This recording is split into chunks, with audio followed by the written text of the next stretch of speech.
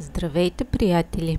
Днес ще си приготвим класическа френска рецепта за ябълков тарт във формата на роза.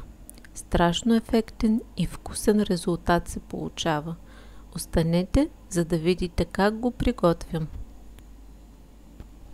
Най-напред започвам с замесването на масленият блат. За целта пресявам 200 г брашно и 70 г пудра захар. Добавям 150 г студено масло, нарязано на малки купчета. Разбърквам добре, докато маслото стане на дребни парчета с големината на грахови зърна. Добавям 1 жълтък и половин чайна лъжичка ванилия. Разбърквам добре и проверявам дали тестото се събира на топче. При нужда добавете 1-2 супени лъжици студена вода за по-гладко тесто. Оформям го на малък диск и го завивам с стреч фолио. Прибирам в хладилника за 10 минути преди да започна да го точа. Разточвам тестото на кръг между 2 листа стреч фолио. Ползвам форма с диаметър 22 см, която съм намазала с масло и гледам тестото да е разточено на по-голям диск от самата форма, за да може да ми покрие стените. Внимателно прехвърлям листа в формата. Притискам добре от всички страни да прилепне хубаво и отрязвам излишното тесто с нож.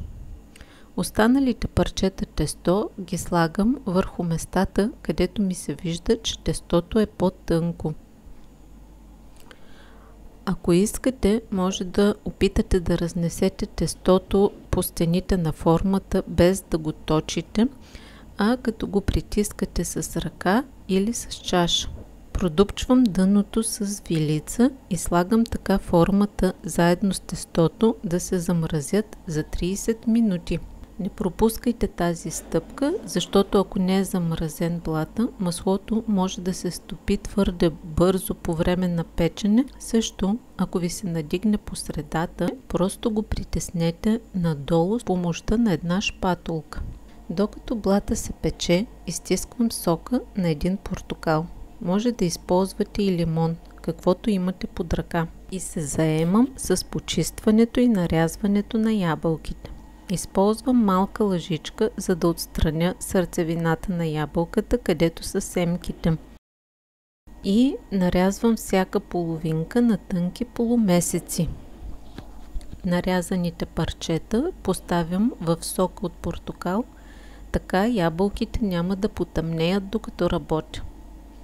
Използвам ябълки с червена кора за по-красив вид на тарта.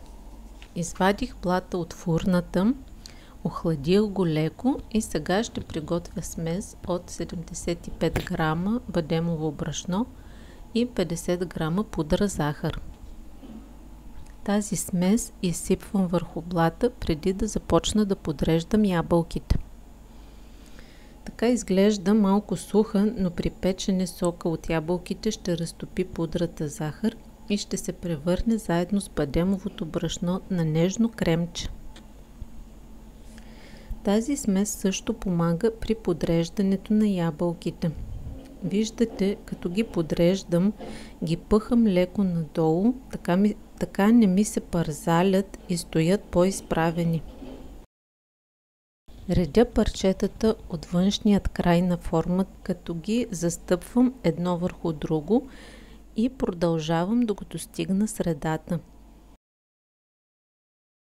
Ако някъде ми се види по-голямо разстояние между редовете, подпъхвам още парчета ябълки. Няма да ви лъжа, приятели, играчка си е този тарт, докато се приготви. Но ако обичате да прекарвате време в кухнята или искате да впечатлите близките си, определено си струва усилията. Поръсвам отгоре с 3 супени лъжици захар и го разнасям равномерно с помощта на четка. Захарта ще предпази ябълките да не изсъхнат при печенето. Пъхам отново във фурната за още около 40 минутки. Ето го готовият сладкиш. Охладих го малко и сега го намазвам отгоре с тънък слой мед за допълнителен блясък. Колко красиво се получи само. Чак ми беше жал да го разрежа. Това беше от мен, приятели. Довиждане и приятно печене!